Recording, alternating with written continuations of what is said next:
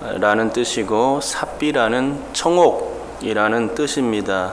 둘 다 얼마나 아름다운 이름인지 모릅니다. 하지만 이들의 신앙은 그렇게 유쾌하지 않습니다. 그렇게 아름답지 않습니다. 이들은 이름값을 하지 못했고 그래서 사람들의 구설수에 오르는 흉한 이름이 되어 버렸습니다. 신앙에는 정도라는 것이 있는데 그것을 지키지 못했고 넘지 말아야 할 경계선이 있는데 그것을 그냥 넘어버린 것입니다. 아나니아와 삽비라는 신앙의 정도라는 것, 그것을 몰랐습니다. 그걸 제대로 알았더라면 그들이 그렇게 어이없게 죽어나가지는 않았을 것입니다. 맞습니다. 아나니아와 삽비라가 이렇듯 하나님의 심판을 받아 죽은 이유는 신앙의 정도를 지키지 않았기 때문입니다. 그들이 이렇게 신앙의 정도를 지키지 못한 것은 그 이유가 한 세 가지 정도로 압축될 수 있을 것 같습니다. 그 첫째는 휘년에 관계된 내용 때문에 그랬습니다. 둘째는 하나님에 대하여 거짓말한 죄 때문에 그랬습니다. 셋째는 교회의 성결 문제와 관련이 있습니다. 저는 이 세 가지가 신약의 성도들이 지켜야 할 아주 최소한의 신앙이고 정도라고 생각합니다. 아담에게 금단의 열매로 선악과를 따먹지 말라 명령하신 하나님께서 어김없이 신약에서도 금단의 열매를 본문 지면을 통해서 말씀하시고 계시는 것을 보게 됩니다. 아담은 선악과를 따먹고 정령 죽는 인생이 되었지 않습니까? 그랬듯이 아나니아와 삽비라도 똑같았습니다. 그들은 아담과 똑같은 전철을 밟았습니다. 선악과만 따먹지 않았을 뿐이지 신앙의 경계선을 넘어간 것은 똑같았고 그래서 하나님의 심판의 대상이 될 수밖에 없었던 것이죠. 먼저 첫 번째로 휘년에 관한 내용을 알아보겠습니다. 휘년이란 49년마다 돌아오는 기쁨의 절기요, 또 해방의 절기, 자유의 해입니다. 이 휘년에는 모든 땅을 쉬게 하고 또 모든 소유가 하나님의 것인 것을 인정하고 욕심을 부리지 말아야 하는 해입니다. 자기 것을 자기 것이라 여기지 말고 또 토지를 원 주인에게 돌려야 하는 것이며 노예를 해방시켜 줘야 합니다. 만약 이러한 휘년을 지키지 아니하면 하나님께서는 반드시 그 휘년을 되찾으십니다. 그 역사적인 증거가 유다의 멸망과 관련이 있습니다. 남유다는 주전 586년에 바벨론에 의해서 멸망당했는데 그렇게 멸망당하고 나서 포로 귀환 전까지 70년을 지납니다. 이 70년이 바로 이스라엘이 490년 동안 지키지 않았던 70년의 휘년 기간입니다. 그 안에는 안식년도 포함되겠죠. 그래서 안식년과 휘년을 포함해서 70년 동안 지키지 않았는데 이 기간 동안 하나님은 이스라엘 땅을 황폐케 하셨고 또 그 땅이 안식할 수 있게 만드셨던 것입니다. 이스라엘이 지키지 않았던 안식년과 휘년을 하나님께서 도로 찾으신 것이죠. 하나님은 그래서 참으로 정확하신 분이심을 알 수 있는 것입니다. 빼먹은 연수만큼 아주 정확하게 계산했다가 기어코 찾아내시는 하나님인 것을 볼 수 있게 됩니다. 같은 맥락에서 오늘 본문을 볼 수 있을 것입니다. 휘년의 중요한 의미는 모든 소유를 하나님의 것으로 인정하는 데 있습니다. 또한 모든 소유를 하나님의 것으로 인정한다는 것은 곧 하나님 그분을 인정하는 것이기도 합니다. 신앙에서 하나님이 배제되어서는 결코 안 되는 것이죠. 신앙의 핵심이 바로 하나님이십니다. 또한 자신의 모든 소유를 하나님의 것으로 돌릴 수 있어야 합니다. 이게 신앙의 정도입니다. 재물에 욕심을 부리는 것은 결코 하나님을 인정하는 것도 아니요 하나님의 소유를 인정하는 것도 아닙니다. 그 자체가 하나님을 인정하지 않은 것이 됩니다. 그것은 하나님을 섬기는 모습이 아니라 재물을 섬기는 자의 모습이 될 수 있습니다. 또한 욕심 때문에 휘년을 지키지 않게 되면 하나님께서는 반드시 찾으십니다. 하나님께서 이스라엘이 지키지 않았던 휘년을 기어코 찾아내셨듯이 휘년의 법칙을 어기면 하나님이 용납하실 수 없어 하십니다.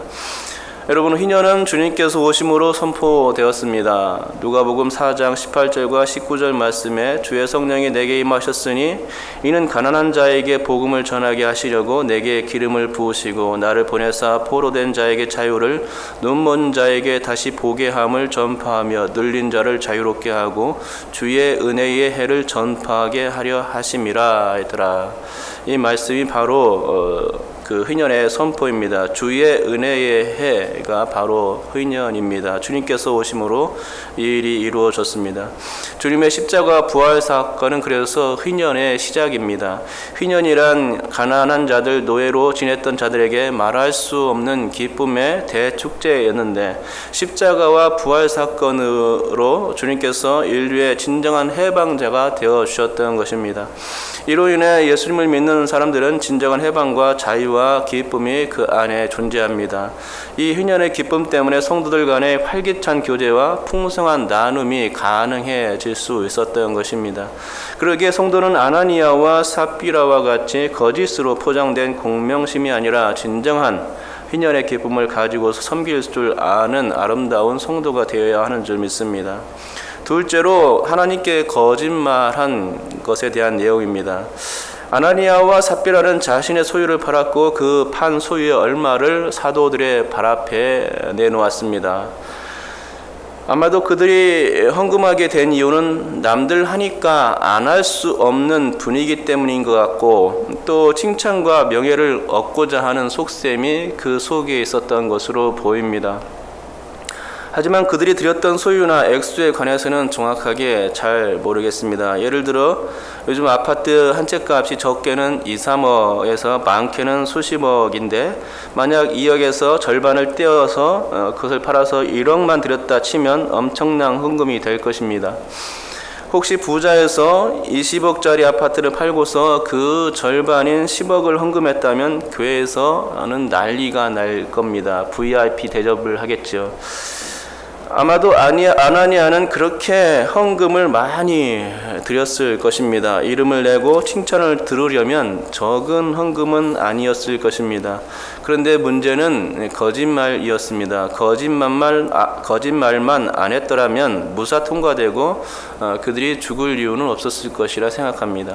사실 교회에서 헌금을 많이 하는 것은 믿음의 분량과는 아무 상관이 없습니다. 주님께서 두 렙돈 헌금을 한 그 과부 여인을 칭찬하셨듯이 헌금액과 믿음의 문제는 별개일 수 있습니다. 베드로의 주안점도 헌금의 양에 주안점을 둔 것이 아니라 질에 주안점을 둔 것이었습니다. 교회 사역자가 헌금을 많이 한다고 해서 칭찬하고 적게 한다고 해서 박대하면 안 되는 것입니다. 이 부분에서 베드로의 생각이 아주 옳은 것이죠. 지금 베드로는 성령께서 가르쳐 주시는 대로 그대로 판단하고 있고 또 그대로 신문하고 있을 뿐입니다. 하지만 성령을 속이는 문제는 아주 다른 것이었습니다. 그것은 하나님을 우롱하는 행위이고 심하게 말하면 하나님을 대적하는 행위라고도 볼 수 있습니다.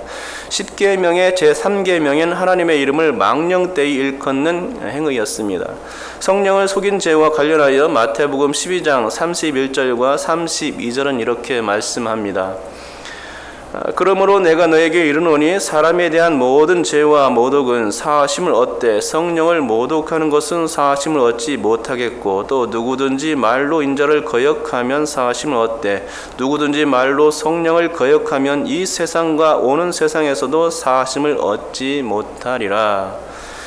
이 말씀은 주님께서 공생애 때에 하셨던 말씀입니다. 이 말씀처럼 성령을 회방하는 죄, 성령을 모독하는 죄, 성령을 거역하는 죄는 사하심을 받지 못하게 됩니다.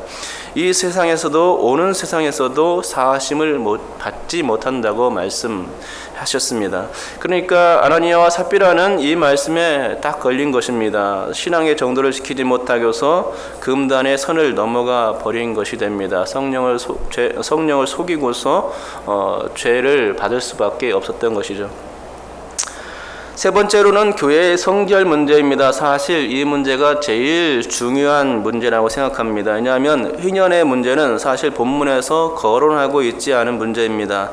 4장 후반부에서 초대교회의 모습이 희년의 모습과 같았기 때문에 제가 유추 적용한 것뿐입니다. 또 4절 말씀은 사람의 소유를 인정하는 쪽의 말씀으로서 모든 소유를 하나님께 돌리는 휘년의 의미와 같지 않기 때문입니다.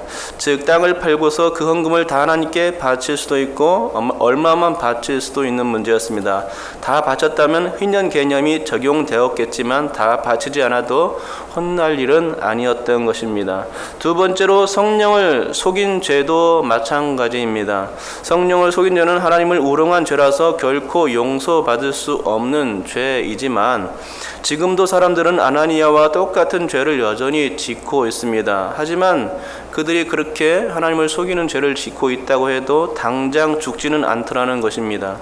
그러니까 휘년이나 성령의 문제는 당시에 그들이 죽어야 할 1차적인 문제는 아니었습니다. 그것은 2차적인 문제였다는 것이죠.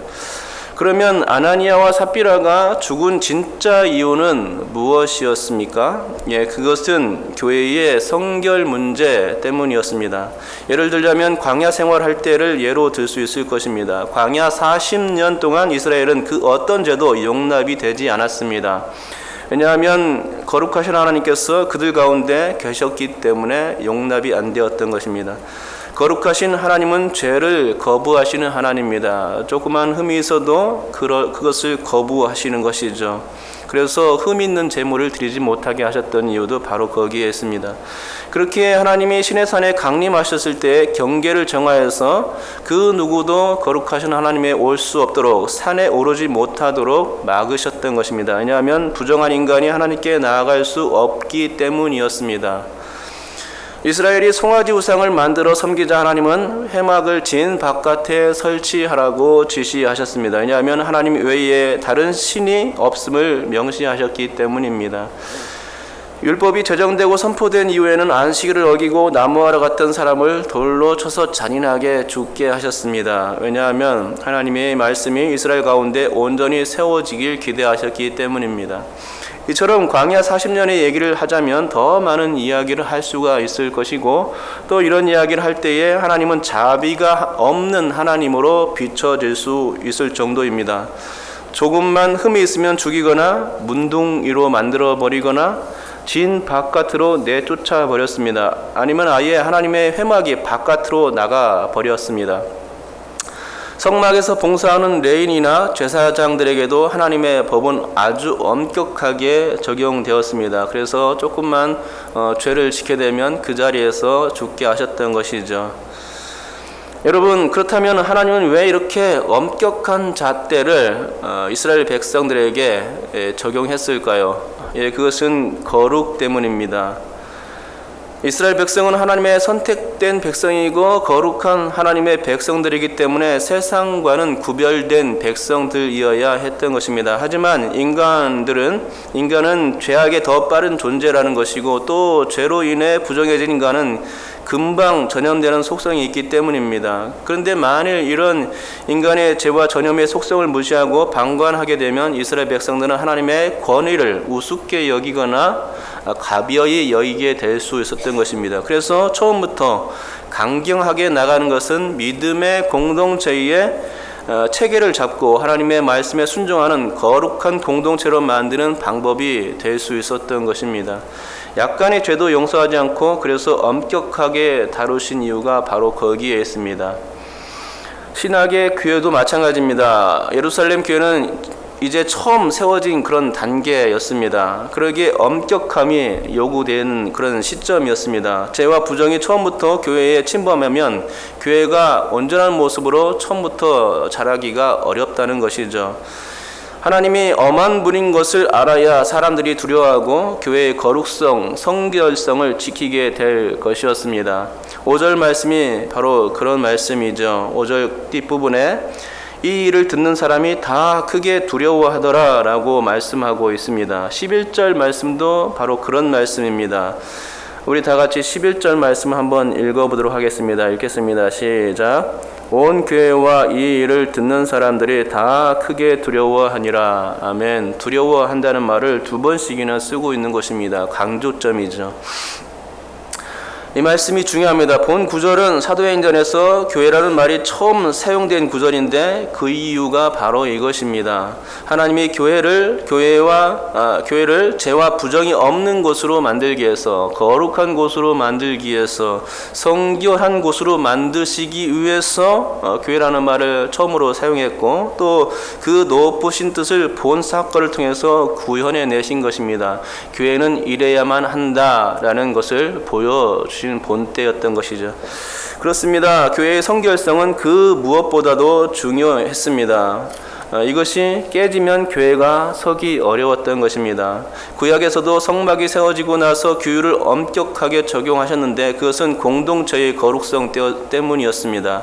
신약에서도 교회가 처음 세워지는 시기에 이렇듯 힘든 일을 감당케 하신 것은 교회의 성결성 때문이었던 것입니다. 그 좋은 예가 신천지인이 교회에 침범했을 때이지 않습니까? 신천지인 한 명만 교회에 투입되면 어떻게 됩니까? 교회가 오염되기 시작합니다. 교회가 난리가 납니다. 온갖 거짓말이 교회에 난무하게 되고 시기와 질투를 넘어서 당을 지게 되고 싸우고 또 결국 분리되며 교회는 파괴되고 이단의 손에 넘어가는 것을 우리는 많이 볼 수 있습니다. 그러니까 교회를 교회되게 하는 것은 바로 성결성에 있었던 것입니다. 처음부터 느슨하게 하면은 교회가 온전히 설 수 없었던 것이죠. 자녀들을 교육할 때도 요즘엔 매로 다스리면 안 된다는 그런 교육서가 아주 많이 있는데 저는 정반대로 생각합니다. 어리면 어릴수록 매로 다스려야 한다는 그런 관을 가지고 있습니다. 그래야 부모가 무서운 줄 알고 예절을 알고 다른 사람들 어려운 줄을 알게 됩니다. 그러다가 점점 나이가 들면 인격적으로 대우해 주는 것입니다. 그래야 인격이 겸비된 사람으로 자라날 수 있습니다. 하지만 요즘의 교육은 거꾸로 되고 있는 것이 문제죠. 어릴 때 애기들 눈치를 보면서 키우게 됩니다. 그러다가 점점 성장하면 말을 안 들으니까 그때서야 큰 소리 치고 싸워댑니다. 하지만 다 컸는데 무슨 말을 듣겠습니까? 교육이 거꾸로 된 것입니다. 그러므로 자녀 교육에 있어서도 처음에는 엄격함이 중요합니다. 성경에서 매로 다스리라고 했는데 매로 다스려야 나쁘고 좋은 것을 정확히 구분하는 지혜가 어렸을 때부터 생기는 것이죠. 그래야 멀리 보는 교육이 되는 것입니다. 안 그러면 자녀를 망치고 또 나중에 가정까지 망치게 될 수 있습니다.